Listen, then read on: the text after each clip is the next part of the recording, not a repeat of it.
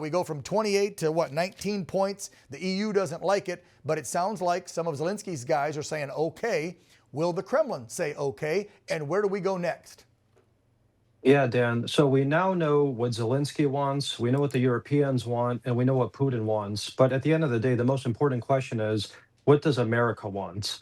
And when you elect a president like President Trump, who campaigned on peace, he won on peace, you expect the president to now enact peace and to assure that peace and the American taxpayers actually get a return on their investment and the homeland is protected. The Trump plan does exactly all three of those critical issues. Of course, the Europeans and Zelensky and probably President Putin himself are not going to agree with everything that President Trump and the administration is proposing here. But at the end of the day, in order for peace and stability to be assured and American interests to be secured, this rollout and assuring that the president's proposals enacted is the only way moving forward.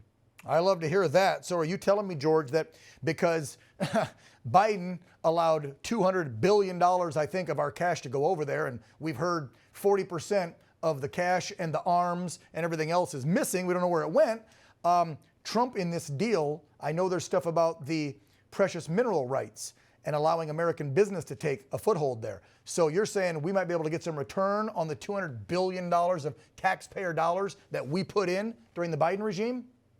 Yeah, just a short while ago, under the Biden regime, we were on the verge of World War III with Russia. We were discussing the potential for men and women and military members to actually be sent on the front lines to fight with the Ukrainians against the Russians.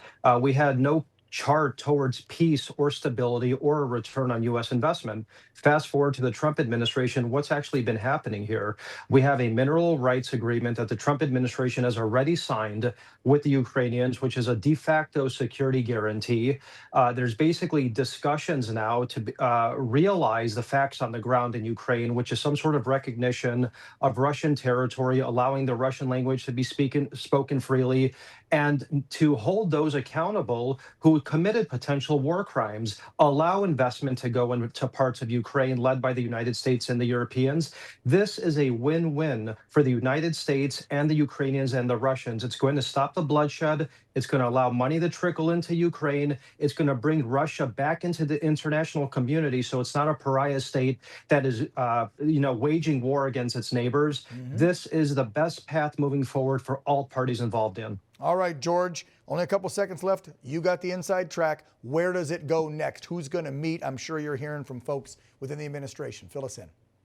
Yeah, actually, what I've been hearing is that they're trying to bring the Ukrainians and the Russians together because at this point, the Ukrainians simply want the Europeans to back their proposals or maximalist demands, but it can't operate like that. Sure. At the end of the day, this is a Ukrainian and a Russian agreement. The only thing the United States can do is push them towards the table. The United States doesn't have a dog in this fight, but it can coerce them and help them negotiate towards peace. That's what the Trump administration is trying to do. And unfortunately, the Europeans are trying to side with the Zelensky regime.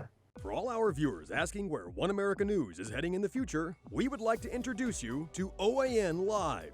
OAN Live is the best way to stay up to date on all of the hard-hitting, straight-shooting, national and international headlines. And the best part is, OAN Live is only $4.99 per month.